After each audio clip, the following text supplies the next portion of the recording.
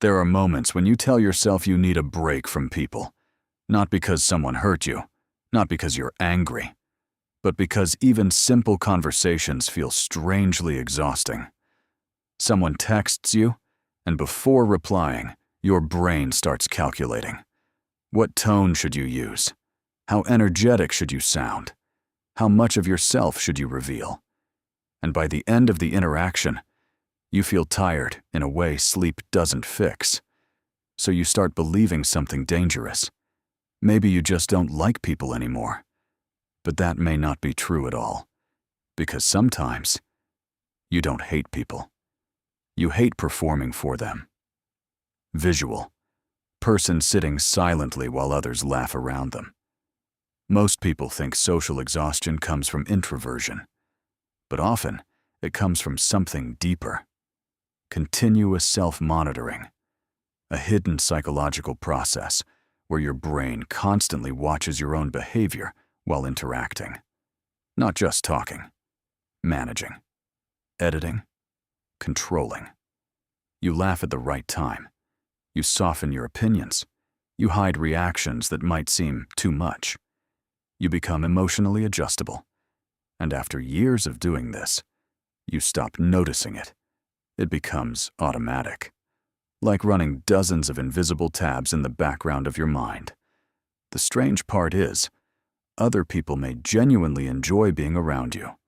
They may think you're calm, easygoing, pleasant. But inside, the interaction feels more like work than connection. Because connection and performance are not the same thing. Connection allows relaxation. Performance requires surveillance, and your nervous system knows the difference immediately. Visual.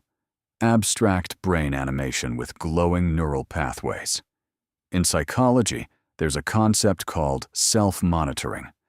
High self-monitors unconsciously adjust their personality depending on social situations. They scan reactions, adapt quickly, avoid friction. At first, this can look socially intelligent, but over time, it creates an identity problem.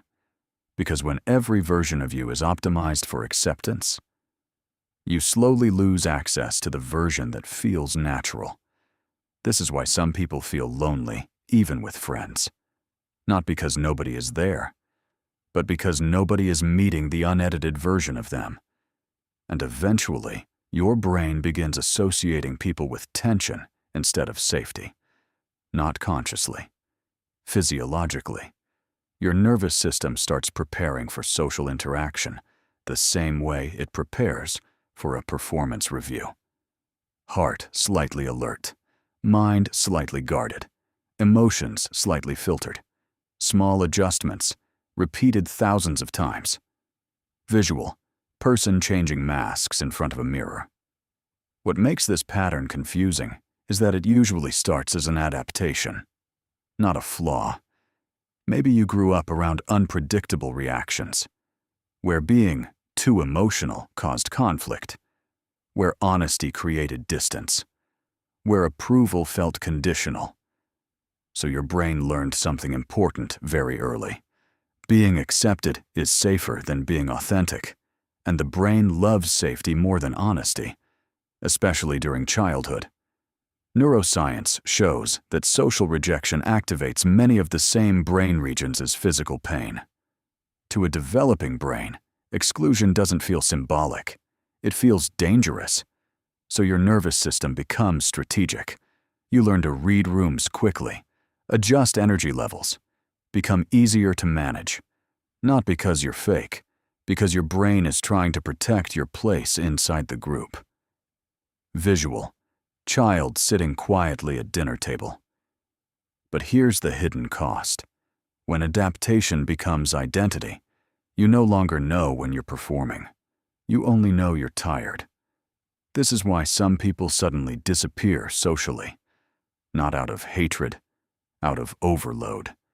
Because every interaction feels like carrying invisible weight. Even casual conversations become mentally expensive. And eventually, isolation starts feeling more peaceful than connection.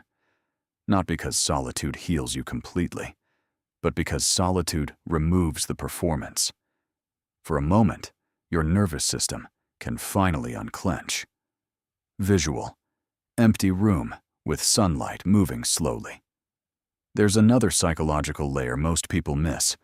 Your brain begins rewarding emotional invisibility. The less noticeable you are, the safer you feel.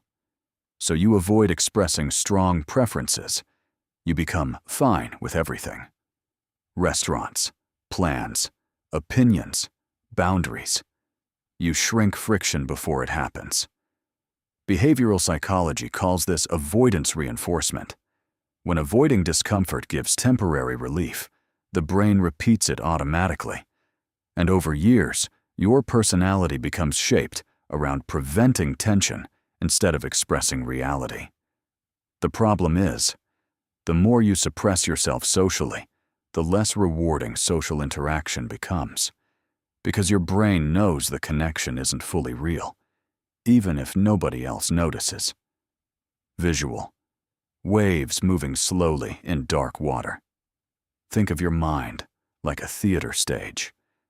Every interaction becomes a perfor.